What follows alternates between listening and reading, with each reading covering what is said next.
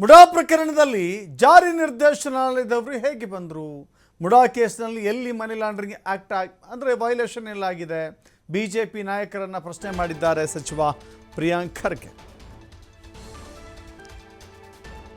ಇಡಿ ಬರಬೇಕು ಅಂತ ಹೇಳಿದ್ರೆ prevention of money laundering act ಅನ್ನು ವೈಲೇಷನ್ ಮಾಡಿರಬೇಕು, ಅಕ್ರಮ ಹಣ ವರ್ಗಾವಣೆ ಆಗಿರಬೇಕಲ್ಲಿ.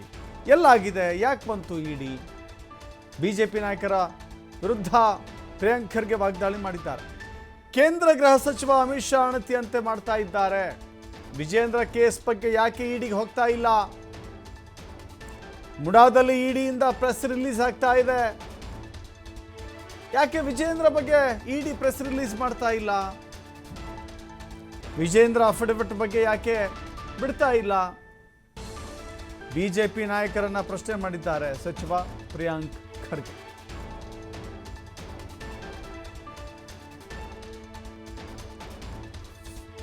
ಜ್ಯೂರಿಸ್ಡಿಕ್ಷನ್ ಹೆಂಗಿದೆ?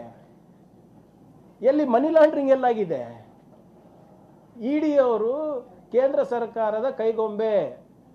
ಅಮಿತ್ ಶಾ ಅವರು, ಮೋದಿ ಅವರು ಏನು ಹೇಳ್ತಾರೆ ಆ ನಿರ್ದೇಶನವನ್ನು ಪಾಲನೆ ಮಾಡ್ತಾರೆ ಹೊರತು ಬೇರೆದೇನು ಅವ್ರು ಮಾಡೋದಿಲ್ಲ. ಇದೇ ಇಡಿ ಯಾಕೆ ವಿಜೇಂದ್ರ ಅವರ ಅಫಿಡವಿಟ್ ಬಗ್ಗೆ ಮಾತಾಡ್ತಾ ಇಲ್ಲ? ಹೇಳಿದಾರಲ್ಲ ವಿಜೇಂದ್ರ ಅವರು, ಅವ್ರ ಅಫಿಡವಿಟ್ ಅಲ್ಲಿ ಬಹಳ ಸ್ಪಷ್ಟವಾಗಿದೆ ಇಡಿ ಕೇಸ್ ಇದೆ ಅಪ್ಪ ನನ್ನ ಮೇಲೆ ಅಂತ. ಅದ್ರ ಮಾಹಿತಿ ಯಾವತ್ತನ ಸೋರಿಕೆ ಆಗಿದೆಯಾ ಸರ್? ನಿಮಗೆ ಇಷ್ಟು ಜನ ಮಾಧ್ಯಮ ಸ್ನೇಹಿತರಿದ್ದೀರಾ, ನೀವು ಒಬ್ರಿಗಾನ ಇಡಿದು ಮಾಹಿತಿ ಇದೆಯಾ ವಿಜೇಂದ್ರ ಅವ್ರ ಕೇಸ್ ಬಗ್ಗೆ? ಮೂಡಾ ಕೇಸ್ ಬಗ್ಗೆ ಹೇಗೆ ಮಾಹಿತಿ ಸಿಗ್ತಾ ಇದೆ ತಮ್ಗೆಲ್ಲರಿಗೂ?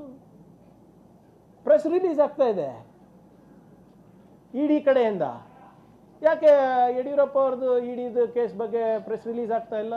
ವಿಜೇಂದ್ರ ಅವರು ಏನು ಅಫಿಡವಿಟ್ ಕೊಟ್ಟಿದ್ದಾರೆ ಅದ್ರ ಬಗ್ಗೆ ಸ್ಟೇಟಸ್ ಬಗ್ಗೆ ಯಾಕೆ ಇದು ಆಗ್ತಾ ಇಲ್ಲ? ವಾರಕ್ಕೆ ಒಂದು ಪ್ರೆಸ್ ರಿಲೀಸ್ ಮಾಡ್ತಾ ಇದ್ದಾರಲ್ರಿ IT ಇಡಿದವರು.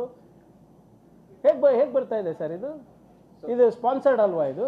ಇಡಿಗೆ ಯಾಕೆ ಬಂದಿದ್ದಾರೆ ಮೂಡಾಗೆ ಫಸ್ಟ್ ಹೇಳಿ ನನಗೆ. ಅವ್ರದ್ದು ಜ್ಯೂರಿಸ್ಡಿಕ್ಷನ್ ಹೆಂಗಿದೆ? ಎಲ್ಲಿ ಮನಿ ಲಾಂಡ್ರಿಂಗ್ ಎಲ್ಲಾಗಿದೆ?